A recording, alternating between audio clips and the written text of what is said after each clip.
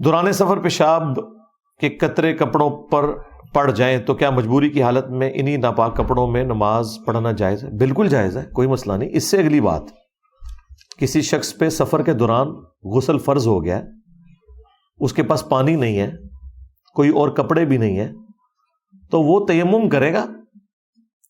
تیمم کا طریقہ وضو اور غسل کے کیس میں ایک ہی ہے جو قرآن میں آیا ہے، سورۃ النساء میں بھی اور سورہ المائدہ میں۔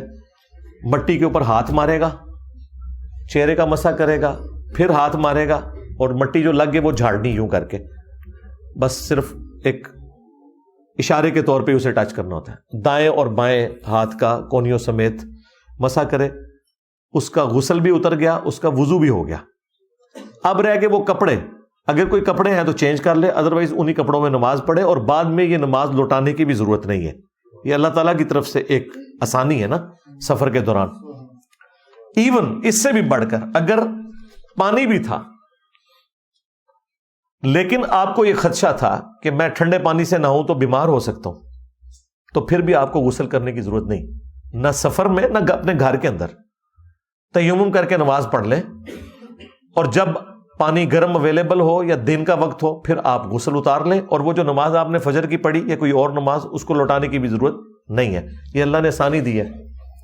حتیٰ کہ سنن ابی داؤد میں اور سنن ابن ماجہ میں حدیث ہے، ایک سفر کے دوران ایک صحابی کے سر میں زخم لگا، کوئی پتھر لگ گیا یا وہ گرا، چوٹ تھی، اس نے پٹی باندھی ہوئی تھی، اس پہ غسل فرض ہو گیا۔ تو آپ کو پتہ ہے ہر جگہ جذباتی لوگ ہوتے ہیں، فوراً فتویٰ دے دیتے ہیں۔ کچھ صحابہ نے کہا تو ناپاک ہے، فوراً غسل کر۔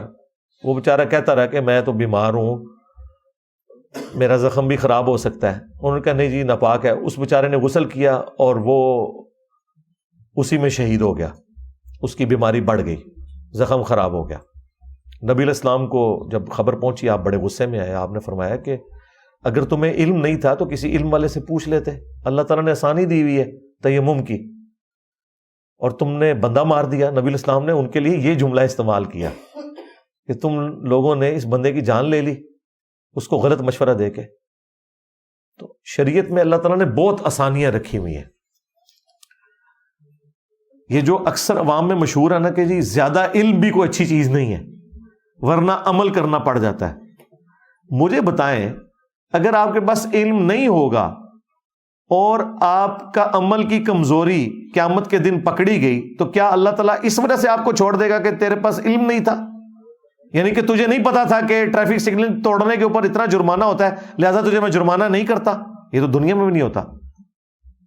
Ignorance is no excuse in front of Allah.